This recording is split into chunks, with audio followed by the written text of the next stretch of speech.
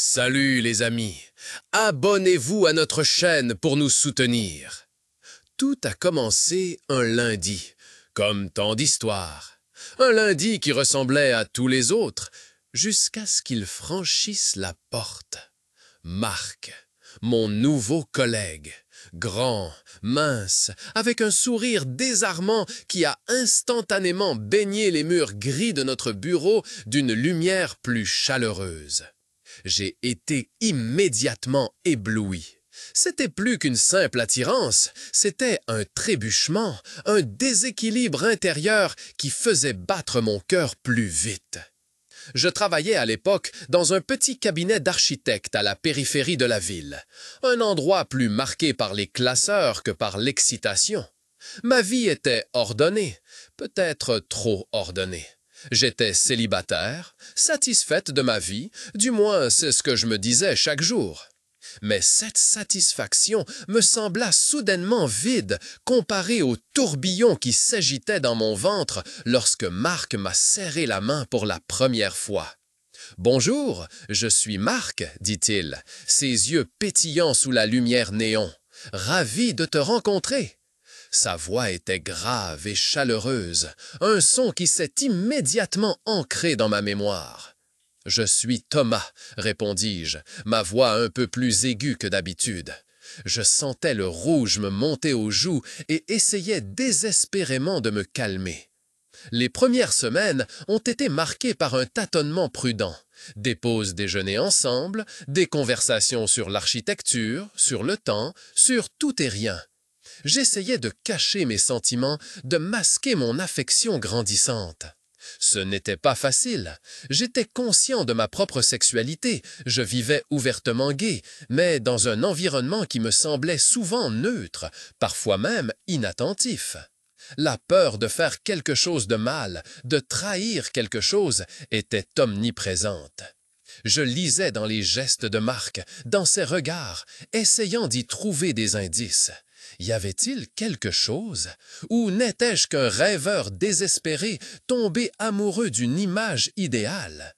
Un jour, alors que nous étions tard au bureau, les deux seuls au milieu des ordinateurs silencieux et des bureaux vides, la conversation a porté sur le week-end.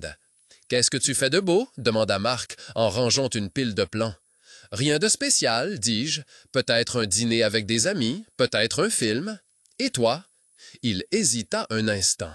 Je voulais justement aller dans un bar que j'avais envie de visiter depuis longtemps. Mon cœur a fait un bond. Quel genre de bar? Ai-je demandé, essayant de garder une voix neutre. Eh bien, a-t-il dit, c'est un bar gay. Tu connais la Lagune Bleue? J'ai acquiescé. Tout le monde en ville connaissait la Lagune Bleue. C'était un refuge sûr, un lieu d'acceptation et de liberté. Je n'ai jamais eu le courage d'y aller, a poursuivi Marc. Je ne suis pas ouvertement gay. À ce moment-là, j'ai compris sa réticence, ses regards prudents, ses allusions cachées.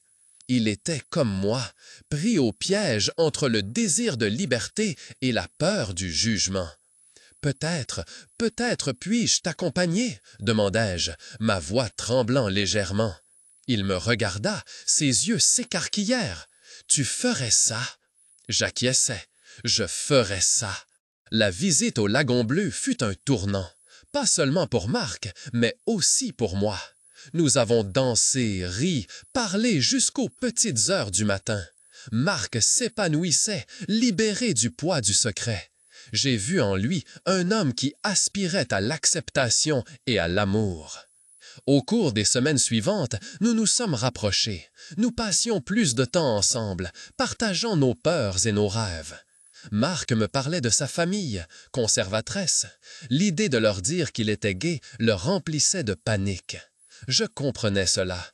J'avais vécu des angoisses similaires lorsque je m'étais confié à mes parents. Notre relation évoluait lentement, prudemment. Nous étions collègues, amis et finalement plus que cela. C'était une période excitante, mais aussi effrayante. Nous devions garder notre relation secrète vis-à-vis de nos collègues, une pression supplémentaire qui nous accablait parfois. Un jour, lors d'une réunion d'équipe, un de nos collègues a fait une blague homophobe. J'ai senti Marc tressaillir. J'ai vu la douleur dans ses yeux. À ce moment-là, j'ai su que nous devions changer quelque chose. Nous ne pouvions plus vivre cachés. Ce fut un processus long et difficile. Marc a eu besoin de temps pour se dépasser et se révéler à sa famille. Il y a eu des larmes, des disputes, mais finalement aussi de l'acceptation. Ses parents ont eu besoin de temps pour comprendre, mais leur amour pour leur fils était plus fort que leurs préjugés. Au bureau aussi, ce n'était pas facile. Il y avait des chuchotements, des regards, mais aussi le soutien de certains collègues. Nous avons décidé d'assumer ouvertement notre relation, de ne plus nous cacher. C'était libérateur. Au fil des années, nous avons vécu beaucoup de choses ensemble, des hauts et des bas, de la joie et de la tristesse. Nous avons combattu, aimé et appris ensemble. Notre relation est la preuve que l'amour est plus fort que la peur, que l'acceptation est plus importante que les préjugés. Et Marc, il n'est pas seulement mon collègue, mais aussi mon partenaire, mon meilleur ami, mon grand amour. Il n'est pas seulement entré par hasard dans ma vie, il l'a changé à jamais.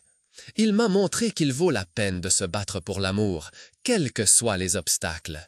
Notre histoire est une histoire gaie, une parmi tant d'autres. Une histoire de courage, d'acceptation et de la force infinie de l'amour. Et elle me rappelle chaque jour combien il est important de défendre ce qui est juste et de ne jamais abandonner l'espoir d'un avenir meilleur. Car au final, c'est l'amour qui compte. Toujours.